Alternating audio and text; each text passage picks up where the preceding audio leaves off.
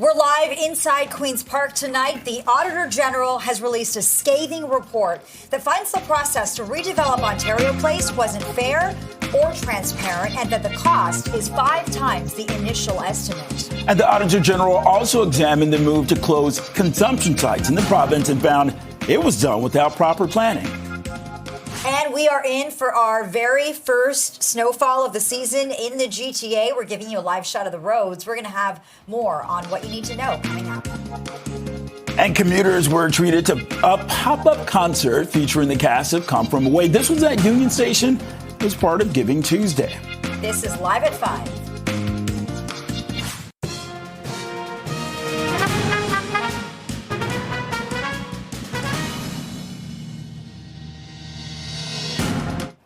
Good evening. I'm Bakari Savage. And I'm Lena Latifat. Thank you for joining us and welcome to Live at 5. The Ford government is facing fresh questions and criticism over its plans for Ontario Place after a critical report from the province's Auditor General. Right now, let's go live to CP24's Andrew Brennan, who's at Queen's Park, for details and reaction to the AG's report. Andrew, you were there. You were able to question ministers during their reaction at Queen's Park. Yeah, Bakari, and yes, to you as well, Lena. I heard from several ministers here, and we'll hear from the head of Infrastructure Ontario in a second, and why they're responding right now. Well, this document from the Auditor General is 1,000 pages almost, and it goes through quite a lot. Let's go with the headline item. We talked about Ontario Place and the redevelopment. You mentioned already the costs ballooning. The latest estimate from the Auditor General in this value for money audit is the initial estimate was $400 million. Now it's up to $2.2 billion. And here's the kicker. That doesn't actually include all of the expected expenses to come. This is construction costs for the phases that are already there, but not maintenance and otherwise. So that's something to bear in mind, too, with this ballooning price tag. It includes about $700 million to relocate the Ontario Science Centre down to the waterfront. But even when it comes to the relocation of the Science Centre, the initial estimate was about $1.1 billion, and now it's hitting 1.4. And the extra increases in costs are still unknown in some cases there. Now, I did mention we heard from Infrastructure Ontario's Michael Lindsay, who, by the way, now heads Metrolinx as well. You mentioned that the way that the Auditor General described this as being a process that was unfair. Here's how he responded to that, and then you'll also hear a response from Marit Stiles. I'll let the Auditor General characterize it as she sees fit. I will simply tell you that Infrastructure Ontario was directed in 2019 to run a process that, by the AG's own admission earlier today, was not meant to be a structured procurement. It was meant to be a real estate solicitation. We wanted to take in ideas from across the globe and compare them on an apples to oranges basis to see which of these ideas best aligned with the government's vision and would have the best benefits to taxpayers. We did so, creating a process that was competitive, that had nonpartisan evaluation at its core. It's a government that just rams through whatever they want. They just do whatever they want with no consideration for the rules, for accountability, for transparency, and frankly, for what the data and the science is telling them. This is a government that's off the rails, and they're doing whatever they want at enormous expense to the people of Ontario. Now, the Auditor General also found that there were people that had direct access to some members of the infrastructure ministry, even when they shouldn't have, according to the government's own rules. Back to you both. Andrew Brennan, live at Queen's Park for us tonight. Andrew, thanks so much. And let's stay at Queen's Park because the Auditor General also examined the move to close consumption sites in this province. Okay, for more, let's turn to CP24's Arda Sakarian, who joins us from the newsroom with a closer look. Arda. Bakari and Lena, 10 of those supervised consumption sites will be closed by the end of March. That's because they're within 200 meters of child care centers and schools. Now, the Auditor General says this move was made without proper planning, impact, and analysis. Here's more from an outreach worker with the Toronto Indigenous Harm Reduction and also Health Minister Sylvia Jones.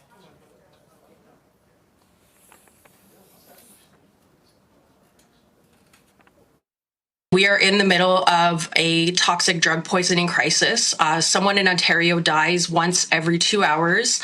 That is catastrophic. That is an absolute inhumane conditions that we are living in right now. And these sites literally save lives. There have been thousands of lives who have been saved through these sites. They also provide people with a space where they can come in and they can access those things that, you know, this government is so keen on supporting people with, like treatment, like detox, like housing. I've spoken to store owners. I've spoken to restaurateurs. I've spoken to mall facilities who are literally finding drug paraphernalia in their washrooms, on their facilities. There is no doubt that we can do better, and we will do better with these 19 heart hubs. We are enabling and investing in a model that I believe will ultimately lead to people getting some hope and getting some pathways to treatment. And these are heart hubs that the Health Minister Sylvia Jones was talking about, homelessness and addiction recovery treatment hubs. However, the Auditor General was critical of those as well, saying that the province has not provided evidence-based analysis for these hubs and has not effectively met the challenging and changing nature of the opioid crisis in Ontario. Back to you.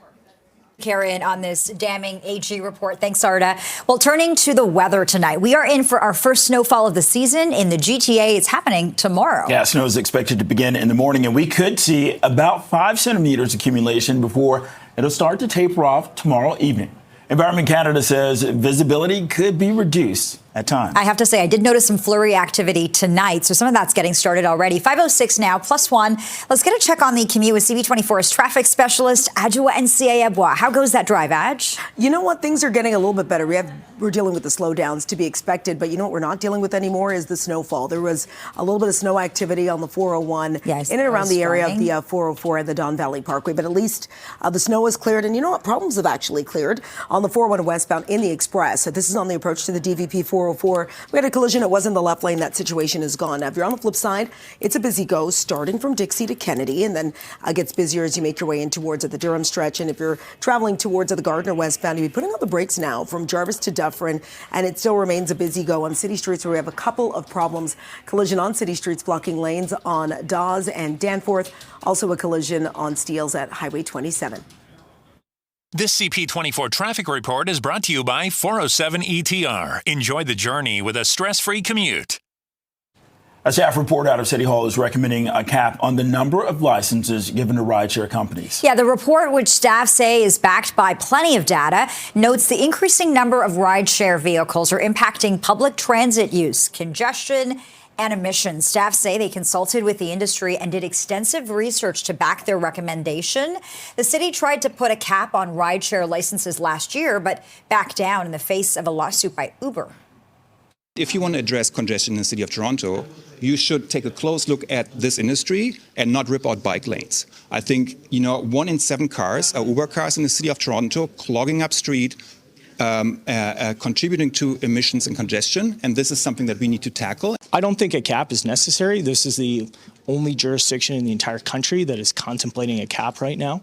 I think Torontonians are looking for more affordable ways to get around the city. They're caught up in congestion and traffic.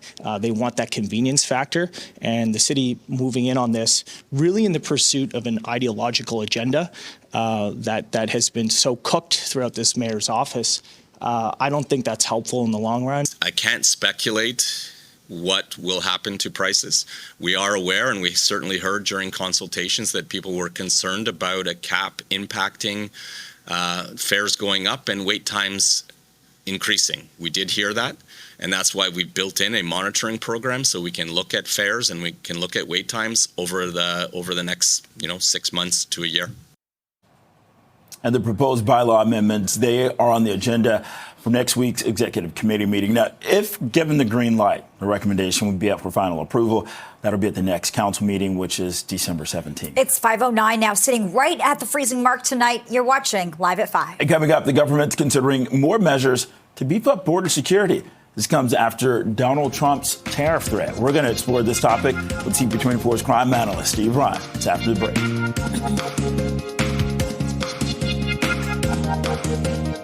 Federal Public Safety Minister Dominic LeBlanc says that the government will increase border security and may give additional powers to the Canada Border Services Agency. His comments come after U.S. President-elect Donald Trump cited border concerns as part of his tariff threat. CP24's Steve Ryan joins us live with the latest on the story. Good to be with you in studio tonight, Steve. What do you make of these changes and what these police forces and border forces are asking for? Well, speaking with law enforcement officials, they are a little perplexed as to how this came about. Now, they are thankful that these things may come to be. You're talking about infrared sensors, drones, heat sensors, helicopters.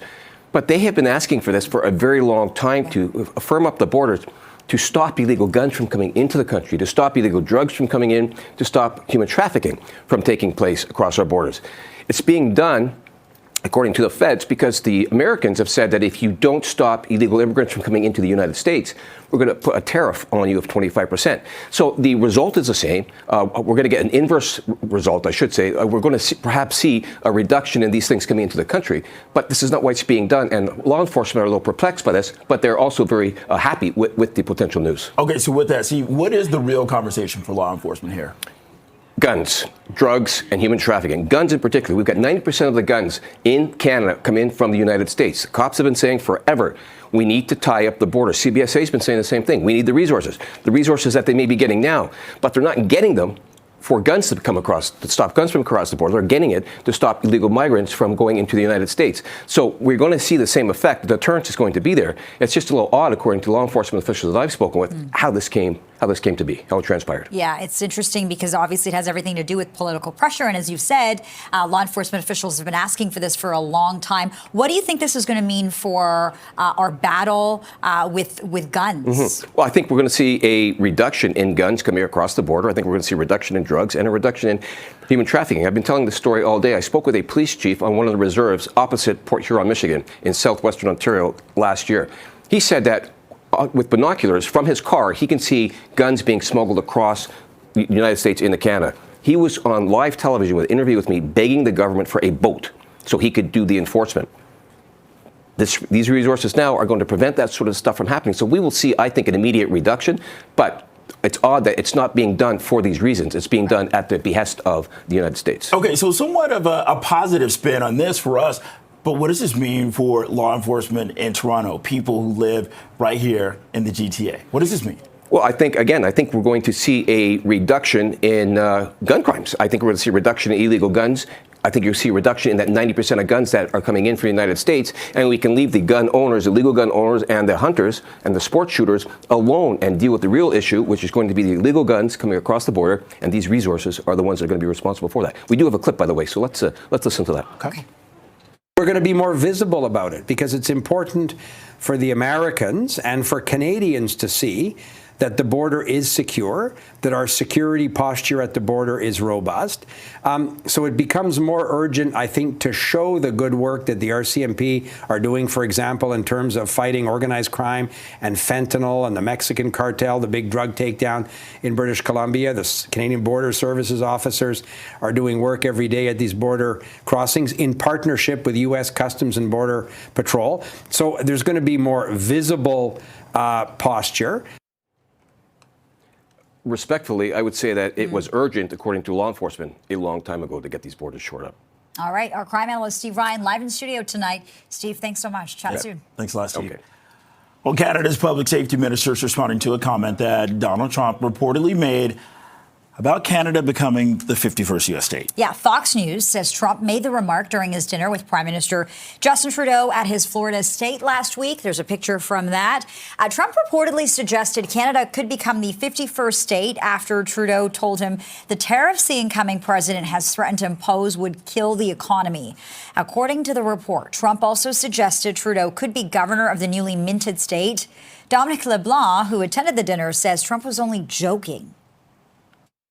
In a 3-hour social evening at the president's residence in Florida on a long weekend of American Thanksgiving. The conversation was going to be lighthearted. The president was telling jokes. The president was teasing us.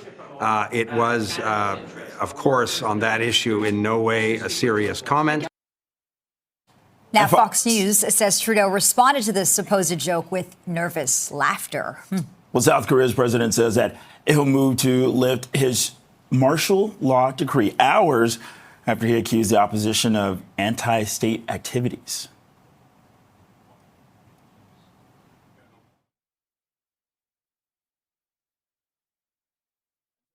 Smashed windows of Parliament in Seoul. This is following the announcement by the president, Yoon Suk-yeol. He said that he would move to lift martial law after the opposition controlled Parliament voted against the measure.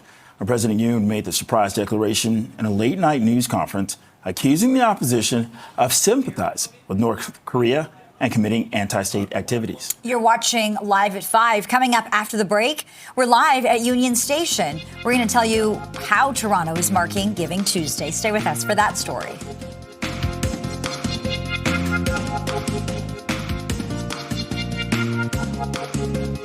A charity that helps feed hungry kids in the city got a hand from the mayor today. Olivia Chow marked Giving Tuesday by packing meal kits at Eastview Public School in Scarborough. The event was hosted by Canada Helps in support of Food for Kids Toronto.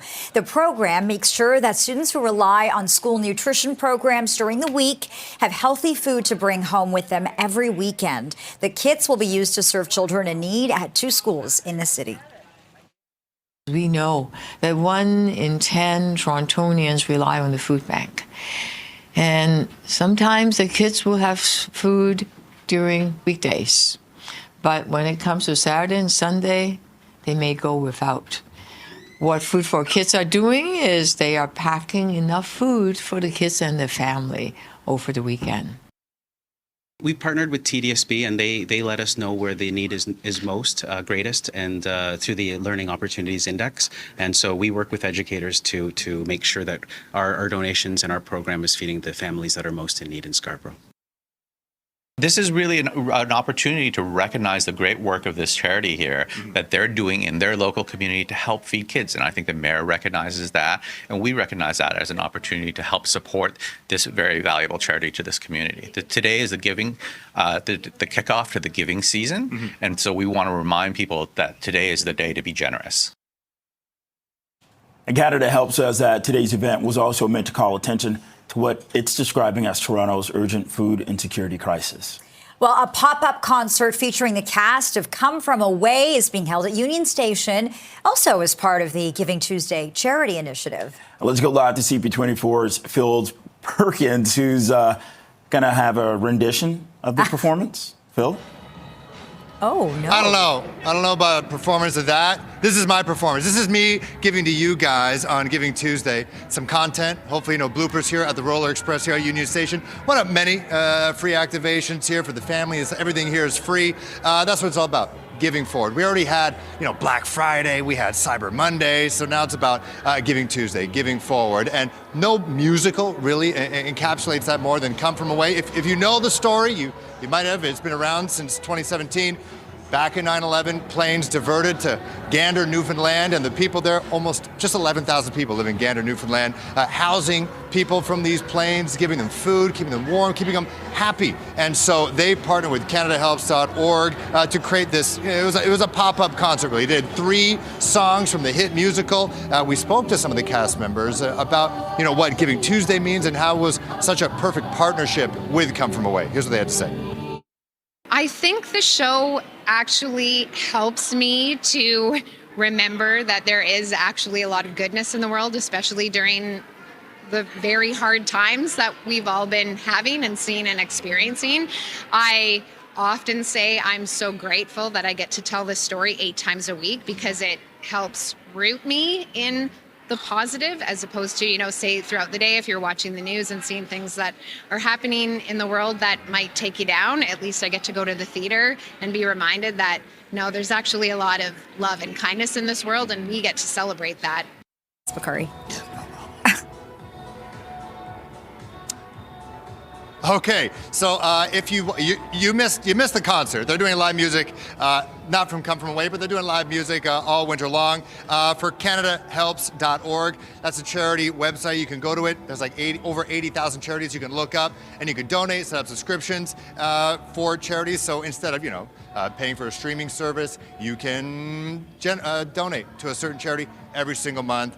That's the whole point between that and Giving Tuesday. So it was a cool activation here at Union Station, making people's commutes a little bit brighter. In the meantime, I'm going to commute to Scarborough now. I anchor at 8, so I probably should start moving. Okay. Yeah, I was going to say. It could take me a while.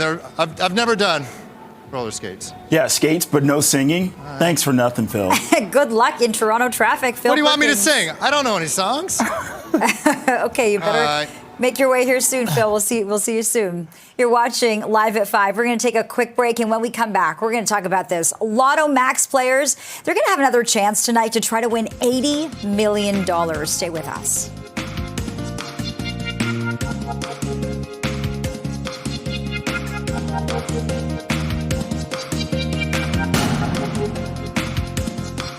Welcome back. Lotto Max players will get another crack at the game's massive jackpot this evening. How does $80 million sound? Pretty darn good. Well, it's on the line in this evening's draw. There will also be 29 Max Million prizes.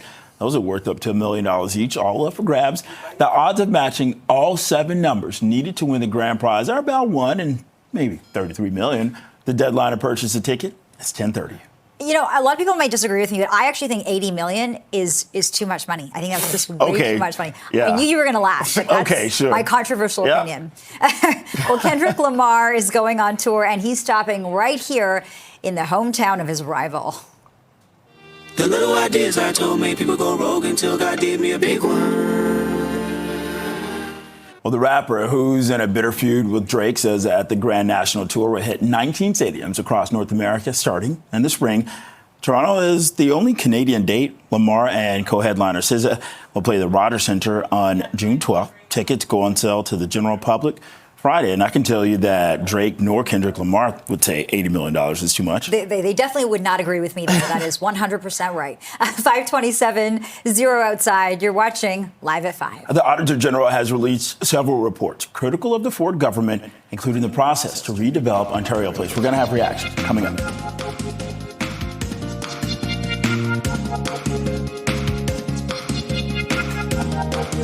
We're live inside Queen's Park tonight. The Auditor General released a report today that finds the process to redevelop Ontario Place was not fair, and the cost is 5 times the initial estimate. The AG also examined the move to close consumption sites in the province and found it was done without proper planning. We have reaction to that tonight. And we're in for our first snowfall in the GTA tomorrow. We're going to tell you where and when, coming up. And commuters were treated to pop-up concerts featuring the cast of Come From Away at Union Station as part of Giving Tuesday. We'll tell you more. This is Live at 5.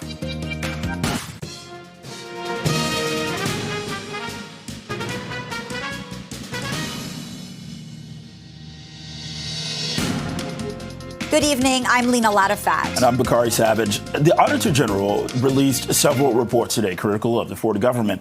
She examined the move to close consumption sites in the province. Yeah, let's bring in CP24's Arda Zakarian for a closer look at this. Arda.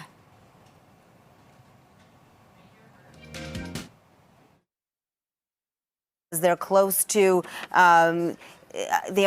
close to child care centers and schools. But the Auditor General says that the decision to close these sites down were made without proper planning, impact, and analysis. Here's an outreach worker from the Toronto Indigenous Harm Reduction and Health Minister, Sylvia Jones.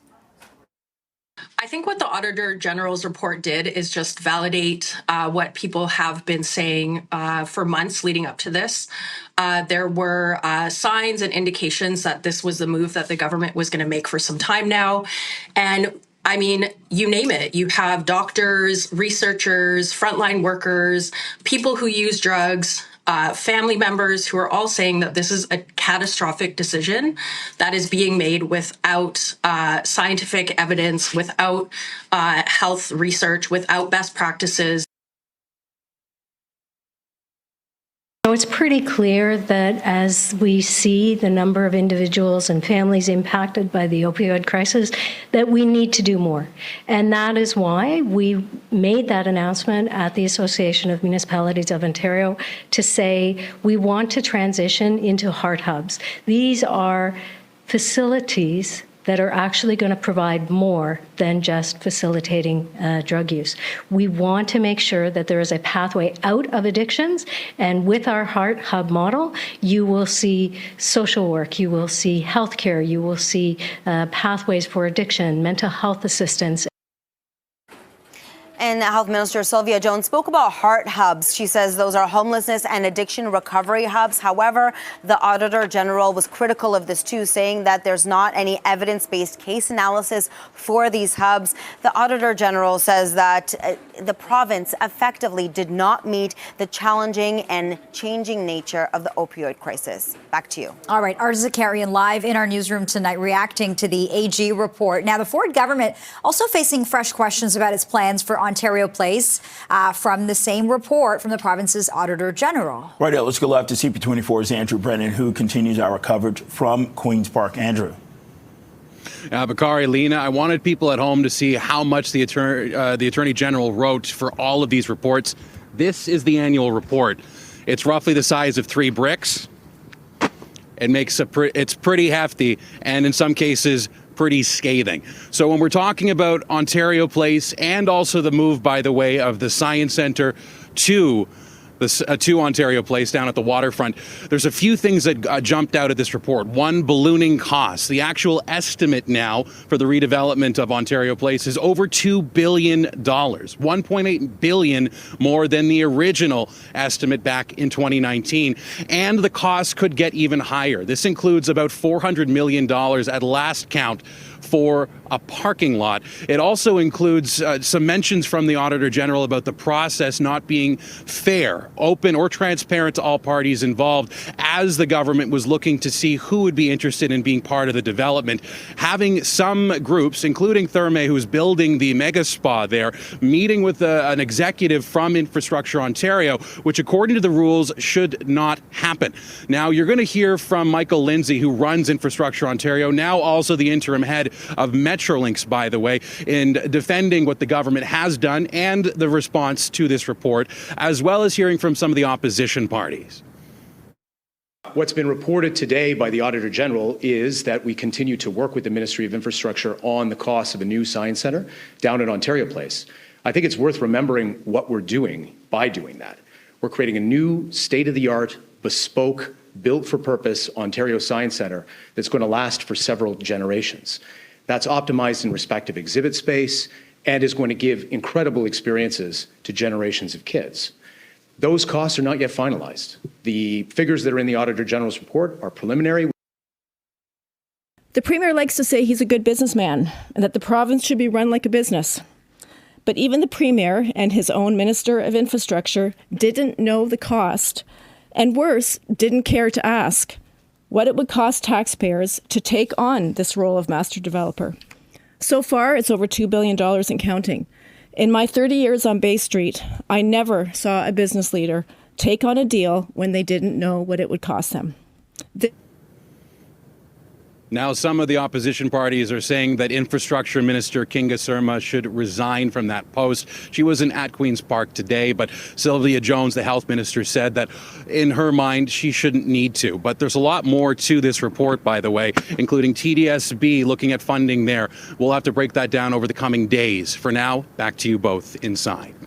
Brennan live at Queen's Park tonight. Andrew, thanks so much. Just now, 5:36, 0 outside. Let's get a check on the drive home with our traffic specialist, Adjoa and Cia Bois. I'm going to guess it's busy out there. Oh, very, very busy. But, I'm going to start with some good news. We need some of that, Lena and Bakari. Issues we were dealing with happening on the southbound lanes of the 410. It was a multi-vehicle collision on the approach to Courtney Park. Had the HOV and the 2 left lanes occupied. Those problems did all clear. Fortunately, problems are still lingering on the northbound lanes of the 427. This is right at the 409. It's the HOV and the 2 left lanes that are blocked, backing up the drive on to the Gardner. For travels take you to the southbound 400. Also issues on the start of the ramp that takes you to Finch. It looks like a couple lanes out here following an ongoing collision, then further south onto the 400 on the ramp to the eastbound 401. We're dealing with a stalled flatbed truck. It does have the right lane blocked, just single file for traffic that's trying to get onto the East 401 and outside of camera view. Eastbound on the Gardner, just as you make your way past Parkside, crews on scene of a collision that is blocking the left lane. I'll send it back to you both. All right, thanks a lot, Adj. And the TTC board has approved banning e-bikes and scooters on its vehicles and inside stations during the winter months. The ban on lithium-ion battery-powered mobility devices will be in effect between November 15th and April 15th. Those concerns about the batteries posing a fire hazard when exposed to road salt and water. The ban was approved despite concerns that low-income individuals and marginalized groups would be disproportionately affected. Last night on my commute home, it was about 8:30 p.m. My subway car was full of e-bike gig workers who are delivery drivers. They had no idea this ban was coming. They were all heading home to Scarborough, really far away after a long days of work. And, what will it mean to ban e-bikes? I think it will be harder to do their job, harder for businesses to find e-bike delivery drivers.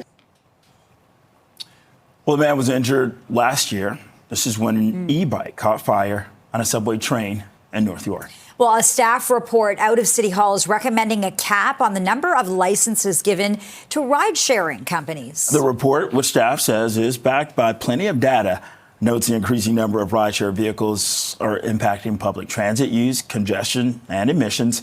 Staff say they consulted with the industry and did extensive research to back their recommendation. The city tried to put a cap on rideshare licenses last year, but backed down in the face of a lawsuit by Uber. If you want to address congestion in the city of Toronto, you should take a close look at this industry and not rip out bike lanes. I think, 1 in 7 cars are Uber cars in the city of Toronto, clogging up street, contributing to emissions and congestion, and this is something that we need to tackle. I don't think a cap is necessary. This is the only jurisdiction in the entire country that is contemplating a cap right now. I think Torontonians are looking for more affordable ways to get around the city. They're caught up in congestion and traffic. They want that convenience factor, and the city moving in on this really in the pursuit of an ideological agenda that has been so cooked throughout this mayor's office. I don't think that's helpful in the long run. I can't speculate what will happen to prices. We are aware, and we certainly heard during consultations, that people were concerned about a cap impacting fares going up and wait times increasing. We did hear that, and that's why we built in a monitoring program so we can look at fares and we can look at wait times over the next 6 months to a year. The proposed bylaw amendments are on the agenda at next week's executive committee meeting. Now, if given the green light, the recommendation would be up for final approval at the next council meeting on December 17th. Lena, it is December 3rd. It's time. We are in for our first snowfall in the GTA. That's going to be tomorrow. Yeah, the first snowfall of the season. That's important to say. Snow is expected to begin in the morning, and we could see about 5 centimeters accumulate before it tapers off tomorrow evening. Environment Canada says visibility could be reduced at times. I'd say that I'm ready, Bakari, but I don't feel that way. If you stay ready, you don't have to get ready. It's true. It's 5:40, holding at 0. This is Live at 5. Well, coming up, the government is considering more resources at the border. Stay with us on that.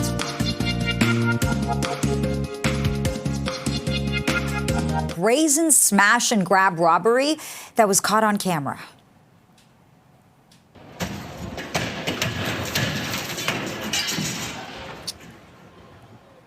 Okay, this is the video. It was taken by a citizen showing the robbery in Richmond Hill yesterday. So investigators say 4 suspects entered a jewelry store at Yonge Street and Carville Road around 4 o'clock in the afternoon. An employee was assaulted, suffering minor injuries. The suspects, they smashed open display cases. They took jewelry before driving away in a waiting vehicle. And the suspects, they are all male. They were wearing masks and gloves. The police are also looking for a fifth suspect who was waiting in a stolen car. There's no description for that person. The getaway car, a Nissan Maxima, that was recovered. And police are asking anyone who may have information or surveillance video to contact them or Crime Stoppers. Well, Federal Public Safety Minister Dominic LeBlanc says the government will increase border security and may give additional powers to the Canada Border Services Agency. Now, his comments, they come at an important time. This is after U.S. President-elect Donald Trump cited border concerns as part of his tariff threat and after his one-on-one meeting with the Prime Minister last week. Okay, right now, CP24's crime analyst Steve Ryan joins us live with more on this. Steve, I want to ask you about this. Timing, especially as someone who's spent more than 2 decades in law enforcement. What do you make of this? Well, the timing is almost irrelevant. These are requests that law enforcement have been making for a long time. We've been reporting this for the last couple of years since we've seen the influx of illegal guns come across the border. So law enforcement, along with the CBSA, have been asking for extra resources, helicopters, heat-seeking sensors, drones, to monitor the borders to prevent those guns from coming across the border. That hadn't happened, but now there's a threat made by the United States. These same resources are now being put into place. So it might have the inverse effect. It may be put in place to appease the Americans, but what we might see is a reduction in gun crime as a result of these same resources that law enforcement have been asking for a long time. Yeah, a reduction in gun crimes, that's something we've been struggling with for a long time. Yes. The battle against guns, Steve, and we know a lot of these firearms are coming from the U.S. 90%. Right. 90%. What about this idea that this is going to prevent illegal migrants from crossing the border? Will it do anything to tackle that problem? Is that a problem? So that's perplexing in this sense. Oftentimes, a country doesn't worry about people leaving that country to get into another country. What your focus tends to be on, when it comes from a law enforcement perspective, is what's coming into the country to harm us. Guns, drugs, human trafficking. Resources are typically put into place on borders to protect the country that you are sworn to protect. Law enforcement's here to protect, the government's here to protect. If the concern is what's leaving the country and we're going to put these resources up, that's causing law enforcement officials who I've spoken with throughout the day a little bit of confusion. But having said that, they are thankful with the possibility that they're going to get these resources anyway. But the impetus for these resources may not have been what they were expecting. Okay, Steve, you know what? Look, the AG's report came out today, so we're talking about price tags for everything. This is probably going to come out of, the federal budget, but, trickle-down effect. Local law enforcement, the streets of Toronto are going to be better, right? Well, I think we're going to see a overall effect for the entire country when it comes to the reduction in crime. Now, we did get a reaction from the minister earlier on as well. Let's hear what he had to say. So for a number of months, we've been discussing, planning, and preparing to increase the posture at certain border crossings, to increase technology and equipment available. So this work was well underway for a number of months, but I think it becomes incumbent upon a responsible government to make sure that the American administration that shares these concerns, that has the same concerns we do around fentanyl and illegal migration, that we're able to show them the work that we're doing in partnership largely with them. Expectation here is that that response was expected a long time ago and not just a few days ago as a result of a threat made by the United States. That's what law enforcement are telling me. All right. CP24's crime analyst Steve Ryan helping us try to make sense of all of this and some of the positives right there as well. It's a net for sure, but just how it came about is a little bit peculiar. Yeah, and Bakari talked about interesting timing here, a lot of political pressure to get this done, of course. Sure. Steve Ryan, live in studio. Thanks, Steve. Thanks a lot. It's 5:47, holding at 0, but feeling much colder outside. This is Live at 5. Well, today is Giving Tuesday. Coming up after the break, we're going to take a look at how some Toronto residents, including the mayor, took part.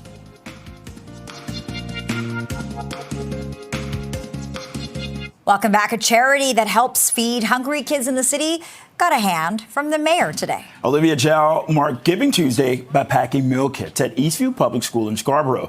The event was hosted by Canada Helps in support of Food for Kids Toronto. The program makes sure that students who rely on school nutrition programs during the week have healthy food to bring home with them every weekend. And the kits will be used to serve children in need at 2 schools in Toronto. Today is Give Tuesday. It's a day that we give. It's a day that we share what we have because helps other people and make us happier. It's also helped build a caring city. And you've probably had a pitch from a friend or coworker to give to their favorite charity for Giving Tuesday. The day was created in 2012 to encourage people to do good, unleashing the power of radical generosity around the world. And to talk more about that day and movement, Nicole Denesi of Canada Helps joins us live. Nicole, thank you very much for joining us. I'm pretty sure this is a very busy day for you. Okay, look, it seems like the day has just become about donating money. Why? Well, today is Giving Tuesday. It's my favorite day of the year, and it's a really exciting day where millions of people around the world give to whichever cause that is really close to their heart in whichever way. And it's more than just donating money. Of course, at Canada Helps, we are an online donation platform where we allow Canadians to give to any of Canada's 84,000 registered charities. But today is not just about giving dollars. It's about performing acts of kindness, volunteering, and doing good overall. So Bakari was talking about, for many, it feels like, the day has become about money. But we saw a lot of people spreading kindness today. Footage of Mayor Chow helping pack meal kits for Food Kids Toronto. That was in Scarborough. Can you talk about how people can embody the spirit of Giving Tuesday, especially as we head into the holidays, without having to shell out more money, especially if money is tight? Certainly. So Giving Tuesday is really the opening day of the holiday giving season. And it's a really important time for Canadian charities because most organizations raise the bulk of their donations at this time of the year. In November and December, for example, giving this time of the year, Canada Helps raises about 40% of our donations. And it's really important. But if you don't have the dollars in order to give at this time, that is completely okay. Volunteering, donating blood, acts of kindness, like I said, these are all actions that we can all join in and participate in. And the other thing to remember is that today is a day, almost like an anniversary, to celebrate giving and generosity, but it shouldn't end just today. Today is a day to remind us of the importance of giving, and we should also participate and engage in behaviors of generosity year-round. You know what, Nicole, that is a great message. I also want you to talk about the impact that the Canada Post strike is having on the financial contributions of on charities, especially from those who can give right now. So it is hitting charities, and for organizations, they would have mailed out fundraising appeals, for example, that have not been able to go out. Or on the flip side, donors perhaps were expecting to write a check and mail that donation into the charity, and that has not been able to happen. For some charities, this is like the nightmare before Christmas in a sense because of how important this season is. At Toronto, Distress Centres of Greater Toronto, they rely on about 22% of their revenue relies on direct mail. So it is really a important time of the year, and we're hoping that Canadians remember that and give online instead of sending in a check, given the postage strike. Okay, Nicole Denesi of Canada Helps. So good to be with you on this Giving Tuesday, and we'll chat soon. Have a wonderful night. Thanks, Nicole. Thank you. Thank you so much. It's 5:55, holding at 0, but feeling more like -5 outside. This is Live at 5. Well, coming up, commuters were treated to a pop-up concert at Union Station today. We'll tell you more about that in moments.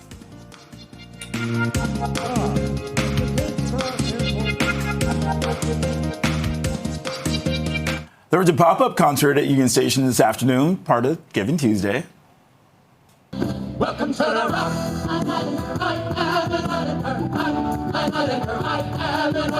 And I'm in my car. The Kings Cross Airport. The cast from the Come From Away theater production were adding their voices to the event to help raise awareness about the charity event. Giving Tuesday is an annual day to promote kindness and generosity, including donations. We actually started an initiative at Come From Away that we call Come From Kindness because the spirit of the show kind of infuses the entire cast and everyone who comes into the show. So we've done a lot of charitable initiatives from within the cast and within the company and with the Mervishes. So this is right up the alley of Come From Away. We actually just donated money to the June Colwood Center. We've done to burn victims. We've worked with the local fire departments to raise money for them and for Movember and the different things. Giving Tuesday is a great chance for everyone to stop and think about what they have and what they can give. There's a lot of people in need this time of the year.